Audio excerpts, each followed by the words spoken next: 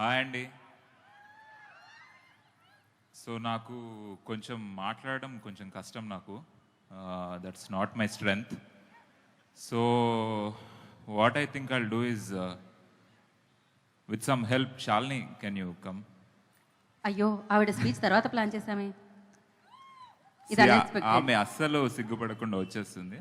So పర్లేదు.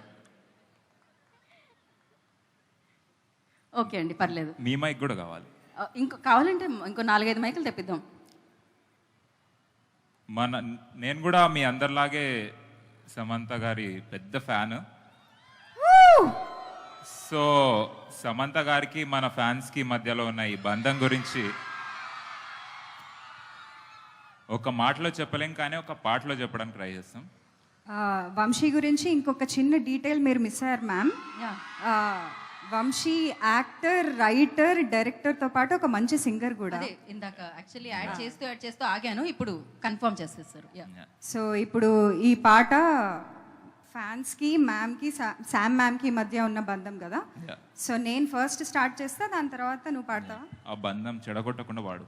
సరే, నేను ట్రై చేస్తాను. నేను వంశీ అంత మంచి సింగర్ని కాదు, సో ప్లీజ్ ఎక్స్క్యూజ్ మీ. ధైర్యంగా పాడు. సరే, టెన్షన్ వస్తుంది ఆల్రెడీ. పాలు నీళ్ళ బంధం ఇది జన్మ జన్మల బంధం. పోయింది. మళ్ళీ ట్రై చేస్తా. ఫస్ట్ ఇట్లా పెట్టు. ఫస్ట్ స్టార్ట్ జరుగు. అంటే ఇది మేము మ్యూజిక్ వేసామండి మధ్యలో. ఇక్కడ నుంచి రావాలి. ఓకే.